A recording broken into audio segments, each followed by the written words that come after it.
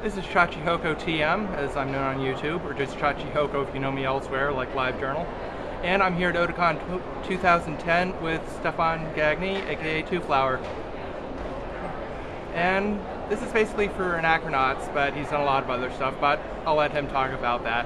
Ridiculous amount of other stuff. I mean, I've done stories, I've done games, I've allegedly done music. I just, whatever I feel like picking up, I run with. Alright.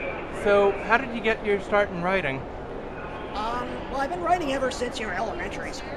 And weirdly, I was even doing fan fiction before I realized fan fiction was a term. But once I went through a couple of years of my fan fiction era, and then I decided I really want to start writing my own stories. So stuff that I've got my own copyright on, stuff I can merchandise if I wanted to, stuff that really feels like it's mine and doesn't just have a built-in fan base because of anime. So I started doing original fiction. I've done a couple different original stories since then. Sailor Nothing on Real Estate, and now Anachronauts. Okay.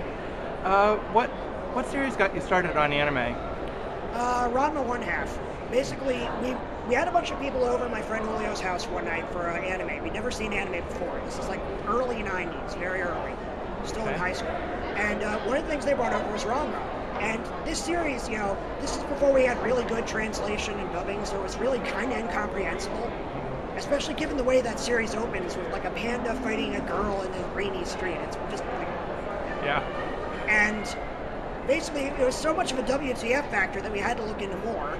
And back then, you can only really get fan subs or maybe an occasional translated tape. So you really had to pool your resources together in order to see a lot of different anime. Okay, so back when you started with Ranma, that was before Viz picked it up, I guess. No, actually, Viz had just picked it up right there. So we had the dub volume of the first one. They only had like 2 or 3 tapes out at that point. And these were like the crappy $35 for 2 episodes on VHS era.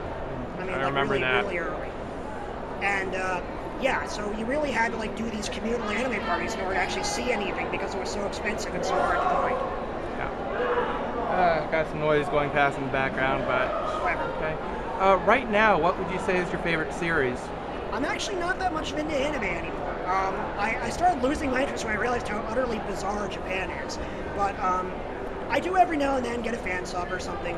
The most impressive thing I saw recently was Soul Eater, but mostly because I realized Funimation was streaming the entire freaking series for free on a website, which seemed utterly abhorrent to me. I mean, usually in the age of mass purchase media, they're expecting you to buy every single episode. That was the way things have been on anime OVAs in the past. Yeah.